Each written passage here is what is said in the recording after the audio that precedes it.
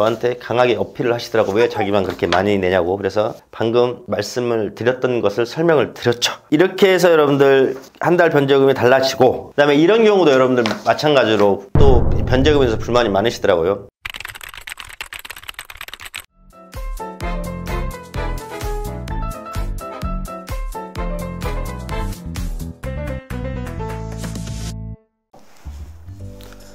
네, 여러분들 이번 시간에 개인회생 신청하는 거를 후회하는 이유, 그리고 그게 정답일까? 라는 걸 가지고 제가 좀 말씀드릴게요. 여러분들 보통 이러더라고요. 이제 제가 이제 경험해 보면 채무가 많이 힘드신 분들이 개인회생 신청하고 금지명령이 나오고 개시결정이 나오고 이제 한 달에 얼마씩 변제금을 납입한단 말이에요. 그러면 개인회생 신청 여기까지 할 때는 개인회생 후회하고 막 이런 거 여지가 없어요. 왜 그러냐면 채권자들이 막 빚독촉하고 막 스트레스가 많은 상태이기 때문에 얼른 그 채권 침해 중단되기만을 간절히 바라기 때문에 뭐 후회를 한다거나 뭐 이런 것들이 없이 얼른 금지명령이나 개시결정이 나오기를 바라면서 여러분들 이렇게 신청 채무자들이 이렇게 이 시간을 지냅니다. 그러면 이제 법원에서 금지명령이 나와요. 신청하고 금지명령이 나오면 채권자들한테 채권 추심 행위들이 없어지죠. 이제 이때부터 개인회생에 대해서 이제 후회하는 생각들이 조금씩 들기 시작하는 모양이에요. 내가 이제 의뢰인분들하고 이 얘기를 좀 나눠보니까. 그 다음에 개시결정이 나고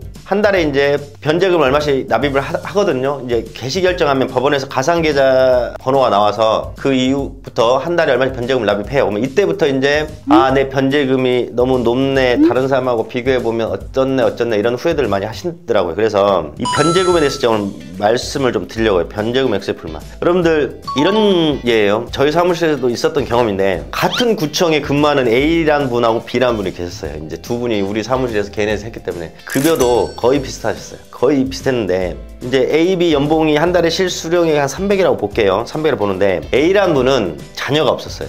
근데 B라는 분은 아이가 한 명 있었어요. 그러면 한 달에 실급여 300인데 A라는 분은 우리가 가장 기본적인 원리죠. 한 달 소득 300에서 1인 생계비 144만 원 공제하면 한 달 변제금이 156만 원이 나옵니다. B라는 분은 아이 한 명이 있기 때문에 300에서 2인 최저 생계비 235만 원을 공제하면 한 달에 65만 원 납입하게 됩니다. 그러니까 A, B분이 개시결정 나온 이후에 A는 156만 원, B는 65만 원.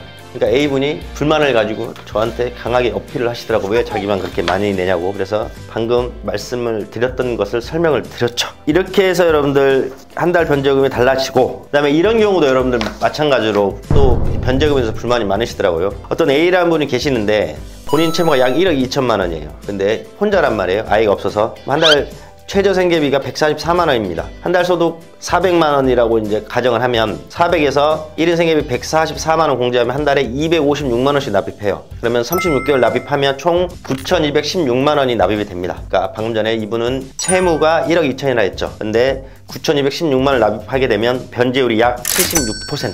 그죠? 조금 높은 편인데 변제율이 76% 나옵니다. 그러면 내가 이제 이분이 또 이제 저한테 이런 말씀 하더라고요. 자기가 인터넷 유튜브를 아무리 봐도 한 달에 몇십만 원 뭐 변제 이런 거만 봤지 뭐 256만 원이 자기가 말이 되냐. 이제 이것도 이제 설명을 드렸죠. 근데 여러분들 보세요. 변제금은 방금 전에 두 가지 사례를 말씀드렸잖아요. 소득이나 부양가족 수, 그 다음에 나의 개인 재산에 따라 이게 다 사람마다 달라집니다. 여러분들 이거는 좀 알고 계셔야 돼요. 여러분들 개인회생은 있잖아요. 빚을 깎아주는 게 아니고 채무자가 처한 상태에서 최대한 많이 갚을 수 있는 여건에 따라서 변제금이 결정되는 거예요. 자, 그 다음에 개인회생 후회하는 이유가 여러분들 신용회복위원회에 대한 비교 때문에 그럽니다. 신용회복위원회의 장단점이 있죠. 예를 들어서 방금 전에 A라는 사람 채무가 1억 2천만 원이에요. 개인회생하면 한 달에 256만 원씩 3년 납입한다 했잖아요. 신용회복으로 갈게요. 신용회복은 예외적인 거는 없다고 가정하에 일반적인 겁니다. 7년에서 10년 동안 원금 100%를 납입하는 거죠. 그죠? 이자는 탕감하고 원금 100%입니다. 그러면 방금 전에 말씀드린 채무 1억 2천만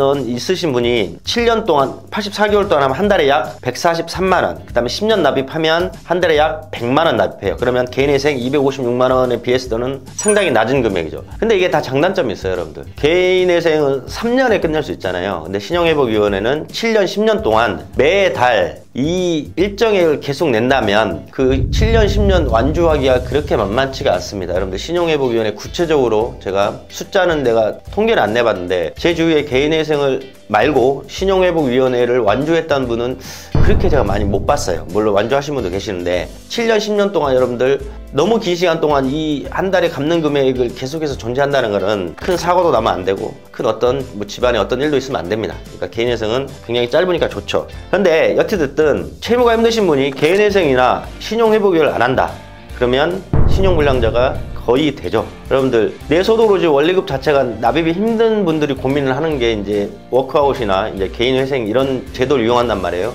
그런데 지금 소득으로 감당이 안 되는데 지금 돌려막고 오고 있는 거잖아요. 그 몇 개월 안 지나면 신용불량자가 됩니다. 그러면 채권 추심이 엄청나게 심해지는 거죠. 그 다음에